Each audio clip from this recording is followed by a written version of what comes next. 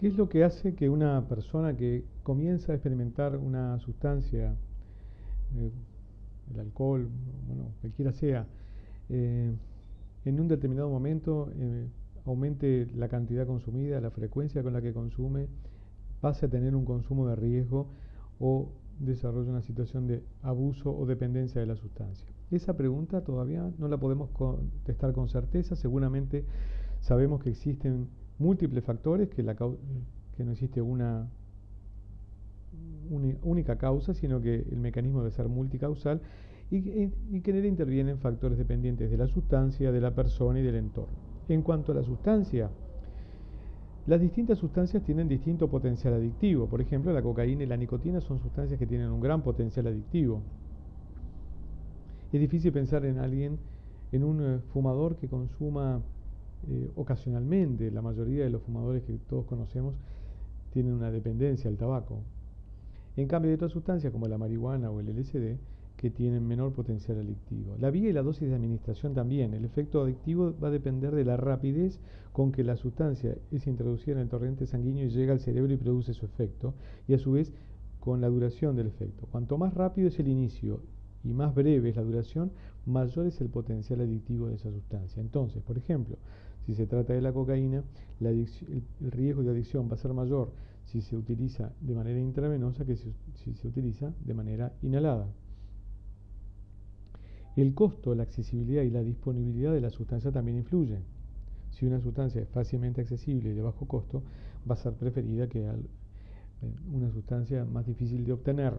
Y en este caso a esto apuntan las políticas del tabaquismo, que consiste en aumentar el precio de los cigarrillos, en disminuir la disponibilidad eh, y en hacer más difícil que la persona pueda fumar libremente, poniendo restricciones a los lugares en los que se puede fumar.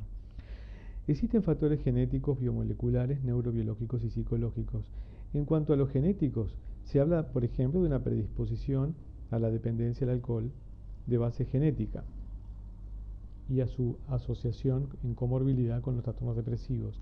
Esto habla de que existen familias en las cuales habría una mayor predisposición al alcohol, lo cual no quiere decir que necesariamente todos los miembros de esa familia vayan a desarrollar un trastorno por abuso o dependencia del alcohol. En, en cuanto a los mecanismos psicológicos, bueno, el alcohol puede estar vinculado con trastornos depresivos, con trastornos bipolares, con situaciones de estrés, con duelos, con crisis vitales, que pueden hacer que la persona en un determinado momento cambie su patrón de consumo y empiece a desarrollar problemas. Y en cuanto al entorno, existen factores familiares, sociales, de grupo, por ejemplo. Esto en la adolescencia es muy importante, ¿verdad?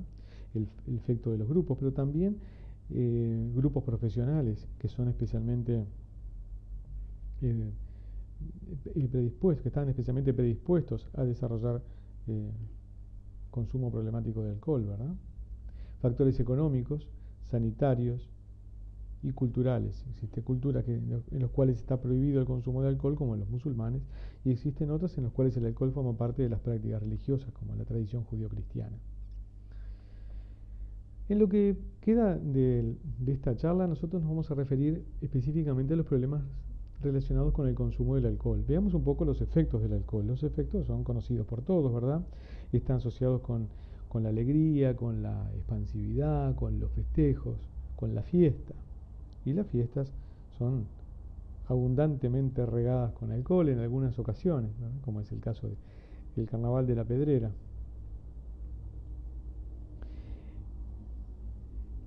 La fisiopatología del alcohol. El alcohol afecta a varios neurotransmisores. Los opiáceos, y quizás esto sea responsable de los efectos euforizantes, es estimulante del sistema GABA. El sistema GABA es inhibidor, estamos hablando de una estimulación de una inhibición. ¿Por qué entonces entonces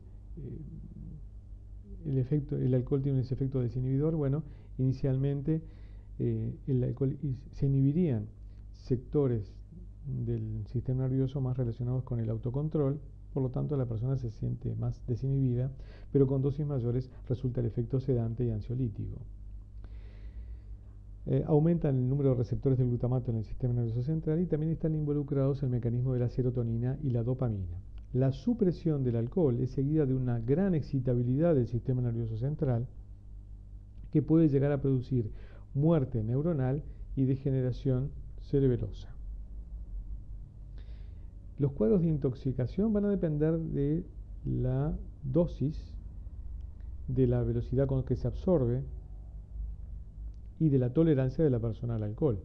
Pero en general, esta tabla permite tener una idea de las concentraciones, de los efectos del alcohol de acuerdo con la alcoholemia.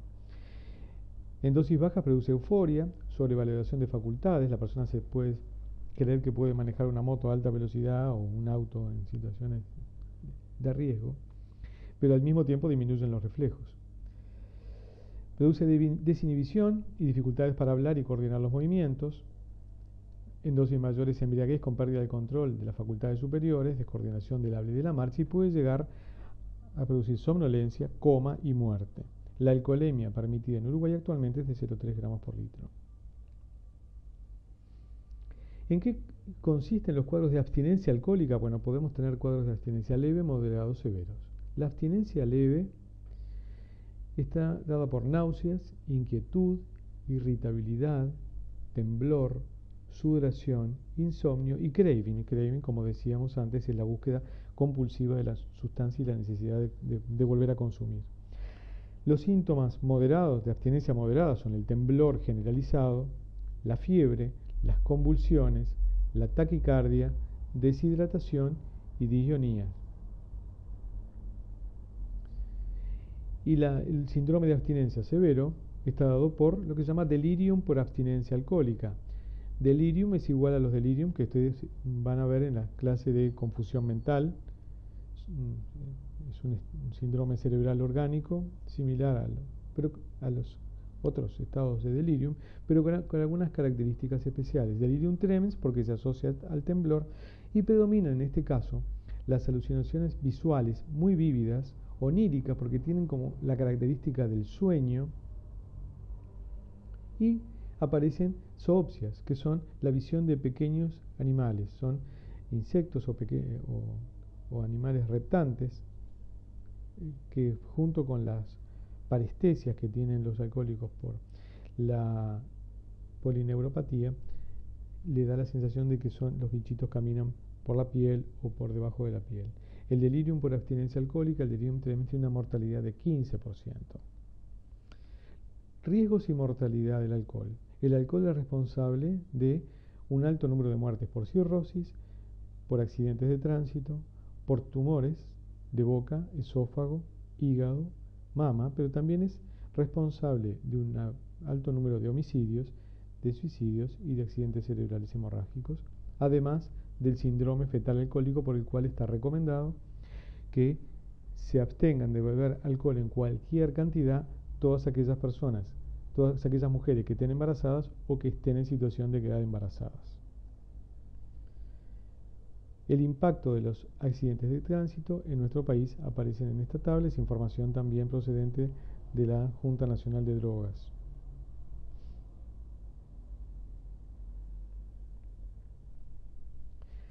Una pregunta que los pacientes normalmente le van a hacer al médico: ¿disminuye el riesgo de enfermedades cardíacas y vasculares? O sea, ¿hace bien tomar alguna medidita de alcohol de vez en cuando para disminuir el riesgo de enfermedades cardíacas? ¿Hace bien para el corazón y para las arterias?